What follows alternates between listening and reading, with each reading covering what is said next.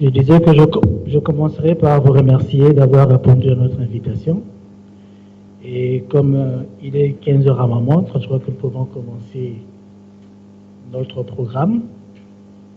Et avant toute chose, avant que l'on donne même le programme, comment toutes les choses vont se dérouler, j'aimerais nous inviter tous, si on pouvait s'élever pour entonner l'hymne national de notre pays. Nous n'avons pas prévu un accompagnement audio, donc on va le faire en a cappella.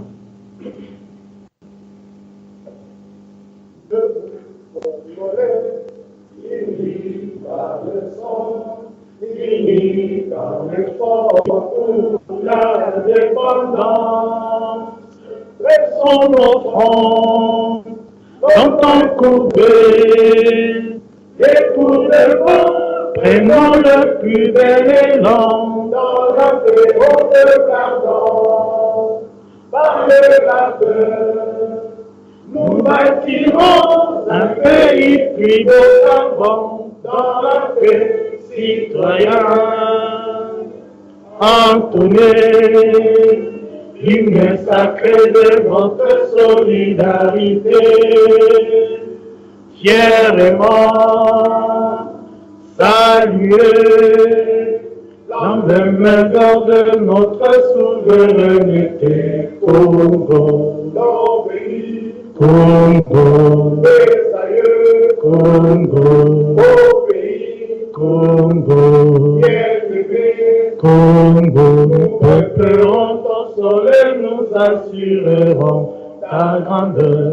30 juin au doux soleil, 30 juin du 30 juin, jour sacré de témoin, jour sacré de l'immortel, serment de liberté, que nous léguons à notre postérité. Merci beaucoup. Reprenons nos places. Je ne veux pas être trop long pour ce mot de bienvenue. Ici, c'est la Pareco Liège qui nous accueille pour une conférence au débat organisée par la Pareco Belux au niveau du territoire, Belgique-Luxembourg. Et c'est une manière pour moi, en tant que représentant urbain, de vous souhaiter le bienvenu. Je crois que nous allons tous, d'un commun accord, enrichir ce débat. On a deux intervenants qui vont l'un après l'autre prendre la parole. Et après, il y aura un débat qui va s'en suivre. Et nous espérons que nous allons tous enrichir ce débat dans le respect, la convivialité. Et sans plus tarder, je laisse la parole au modérateur du jour pour nous conduire dans ces programmes. Merci.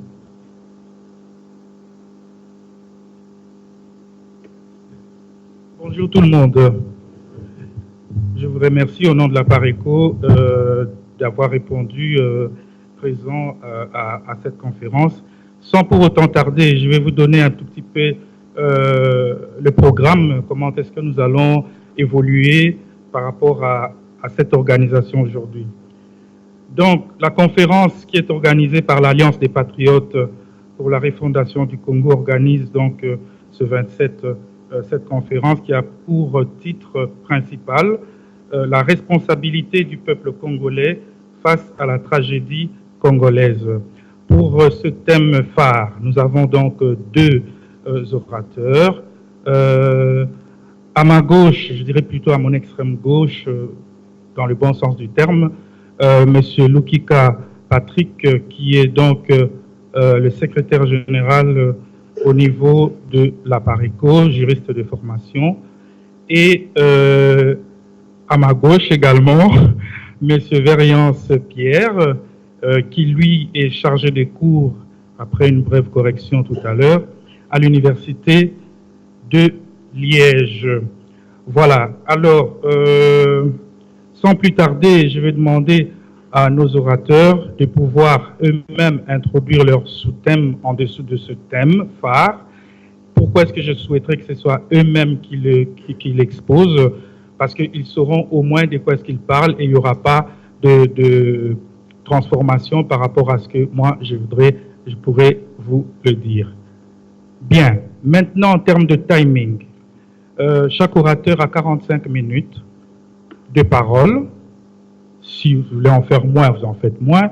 Mais en tout cas, le maximum, c'est 45. Ensuite, nous allons obtenir une pause d'à peu près 10 minutes. Et alors seulement après, nous reviendrons pour le jeu de questions-réponses.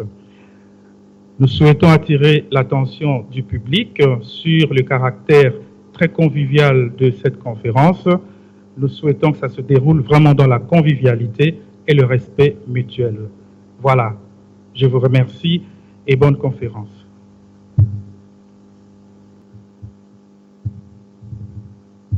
Merci beaucoup. Comme vous remarquez dans l'exposé que je vous propose de faire, j'ai un peu modifié le titre par rapport au titre général de la conférence. Je n'ai pas parlé, je n'ai pas pensé réfléchir à la responsabilité de chacun dans la tragédie nationale au Congo. Je pense que ça, c'est une analyse politique que le mouvement Apareco, qui m'a fait l'honneur de m'inviter, fait lui-même et doit faire lui-même.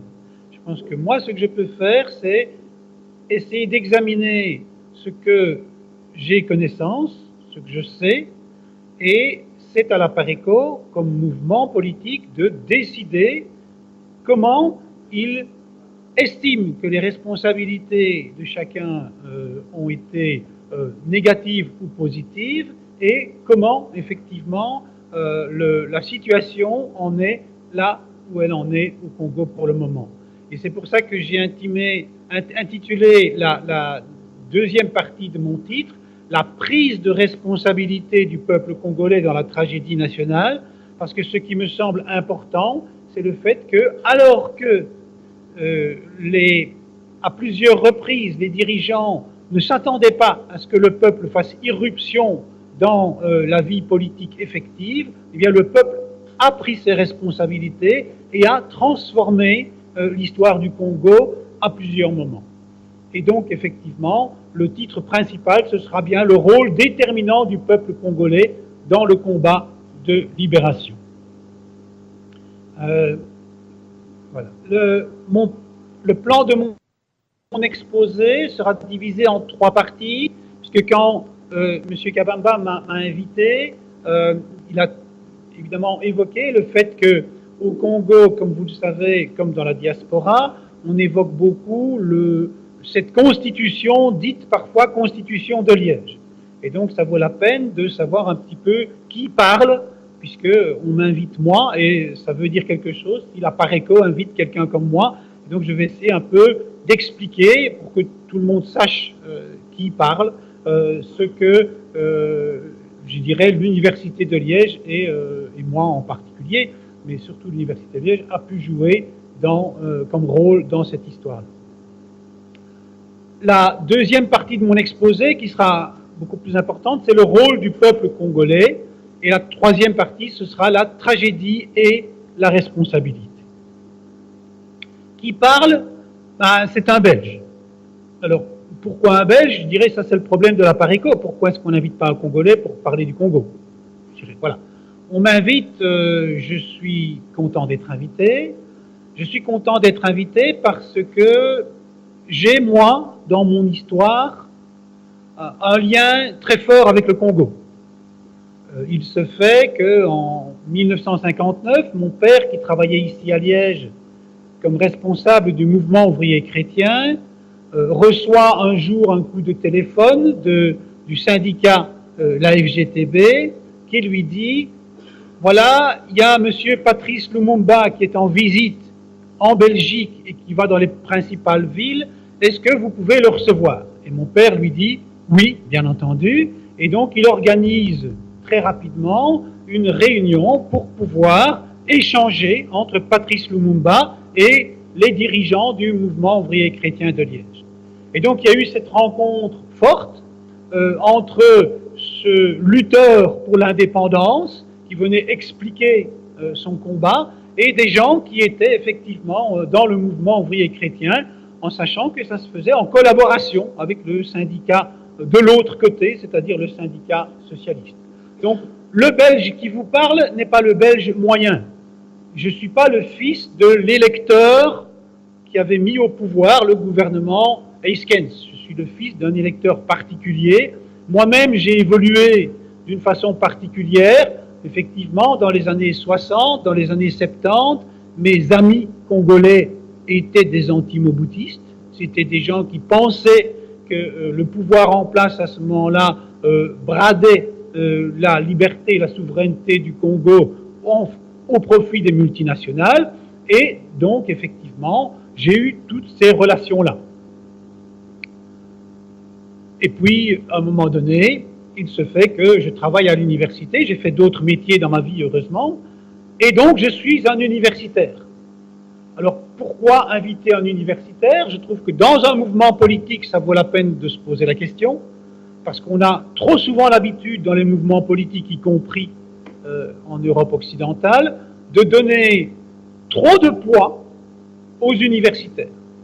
La majorité de la population n'a pas fait d'études universitaires et la majorité de la population est intelligente et elle peut juger politiquement des responsabilités de chacun.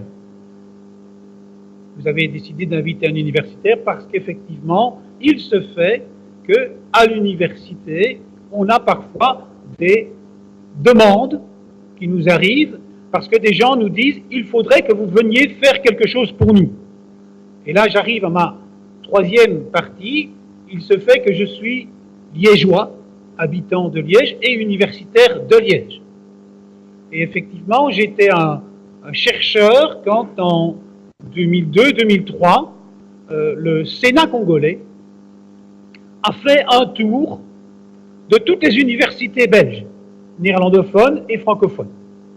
Et le Sénat congolais, qui, vous vous en souvenez peut-être, dans le dialogue qui avait mené à la transition avec la fameuse présidence 4+1, tout le monde s'en souvient, eh bien, dans cette transition-là, le Sénat congolais devait préparer la Constitution.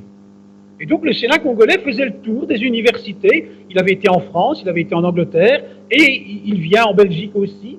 Et il dit, dans chaque université, nous voudrions avoir des gens qui viennent nous aider à travailler pour écrire une Constitution pour le Congo. Et alors, évidemment, notre première réaction à l'université de Liège, d'abord, avec mon ancien patron, c'était de dire, il faut absolument les accueillir. Et donc, on dit au recteur de l'université, il faut les accueillir. Donc, on les reçoit, on discute avec eux. Dans d'autres universités, ils n'ont même pas été reçus. Et donc, on discute avec eux. Et puis, effectivement, on explique, mais attendez, pourquoi est-ce que vous demandez à des Européens? Il y a quand même des constitutionnalistes et des très bons au Congo. Ils disent oui, mais ils ne sont pas crédibles aux yeux des dirigeants congolais. Donc il faudrait qu'ils soient appuyés par des gens qui viennent du Nord. Voilà. Et donc, effectivement, avec mon collègue Bob Kabamba, à ne pas confondre avec Blaise Kabamba qui m'a invité ici, avec mon collègue Bob Kabamba, nous décidons de prendre le risque d'essayer de trouver de l'argent pour faire les voyages, pour aller rencontrer des constitutionnalistes congolais et pour travailler ensemble. Le processus de cette fameuse constitution liégeoise est décrit par plusieurs personnes qui ont travaillé avec nous.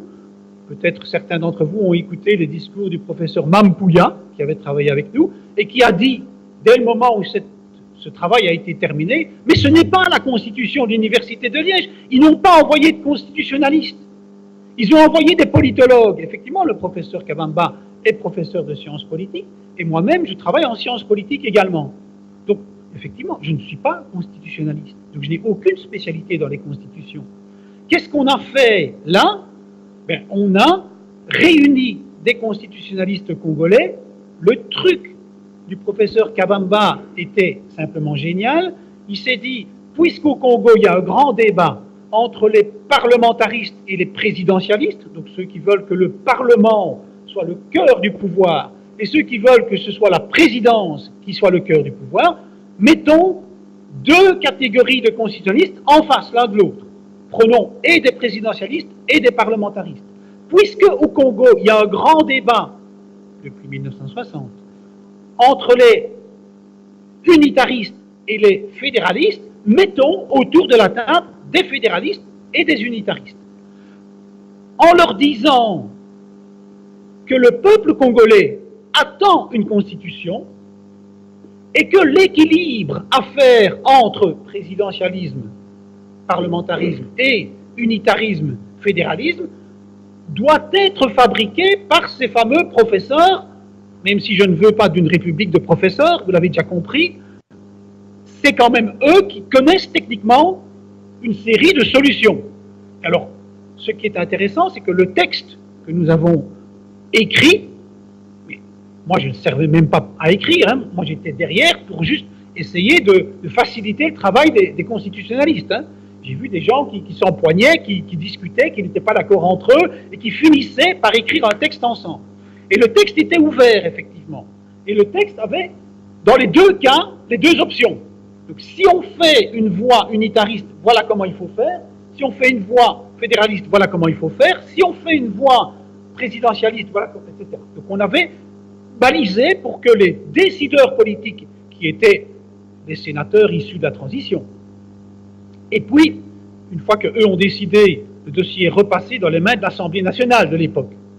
Et puis l'Assemblée nationale a modifié le texte du Sénat, et c'est le texte de l'Assemblée nationale qui a été soumis au référendum de 2005.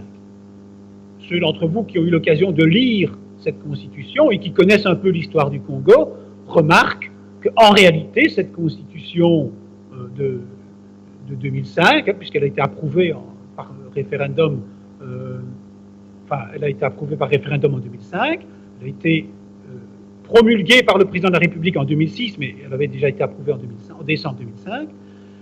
Cette constitution est en réalité la même dans sa structure, dans son fonctionnement, dans ses termes, que celle de 1964. C'est la constitution de Loulouabour, celle qui avait été faite par des intellectuels congolais travaillant pour un Congo qu'ils voulaient indépendant.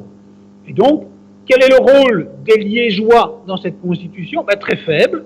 Simplement, on a réussi à donner les moyens aux constitutionnalistes congolais, d'abord, d'avoir un vrai dialogue avec les sénateurs, parce que ce n'était pas évident de faire un dialogue entre les professeurs qui, comme vous le savez, les professeurs d'université ont toujours tendance à considérer les gens à qui ils parlent comme s'ils étaient des étudiants de première année. Or, un sénateur n'aime pas être traité comme un étudiant de première année. Il aime bien qu'on le considère comme quelqu'un d'intelligent. Et donc là, effectivement, il y avait eu des frictions quelques mois avant qu'on arrive. À un moment donné, d'ailleurs, les sénateurs, la commission sénatoriale qui devait travailler sur la Constitution avait dit aux professeurs « allez-vous-en ». Et nous, on a repris le travail des professeurs, on a recommencé à travailler avec eux en leur expliquant que cette Constitution, c'était le monde politique qui allait l'adopter. Ce que les intellectuels pouvaient faire, c'était proposer des solutions. S'il y a de la gloire, parce que cette Constitution est faite, c'est le monde politique qui a la gloire. S'il y a des coups à ramasser, c'est le monde politique qui va ramasser des coups. Le conseilleur, comme vous le savez, est parfois malheureusement pas le payeur. Le conseilleur donne des conseils et c'est l'homme politique. De nouveau, dans ce débat entre moi et la PARECO, je tiens à remettre ça en place. Ce n'est pas parce que je vous donne mon analyse que je crois que vous allez la croire. Et ce n'est pas parce que vous entendez de ma part des paroles qui ne sont pas celles dans lesquelles vous vous retrouvez qu'on doit essayer ni de se battre, ni de trouver un commun accord. On peut très bien se dire, nous ne sommes pas d'accord, et voilà. Et la PARECO fait sa ligne politique en fonction de sa ligne politique. Je ne suis pas là pour fabriquer une ligne politique de qui que ce soit. J'essaye juste d'éclairer des choses. Donc, effectivement, l'histoire de l'Université de Liège en République démocratique du Congo, j'ai envie d'abord de rappeler le rôle terriblement négatif joué par le professeur Clemens. Ça vaut quand même la peine de le rappeler, et les plus anciens me montrent déjà qu'ils se souviennent bien. Le professeur Clemens de l'Université de Liège, en 1960, a écrit la Constitution du Katanga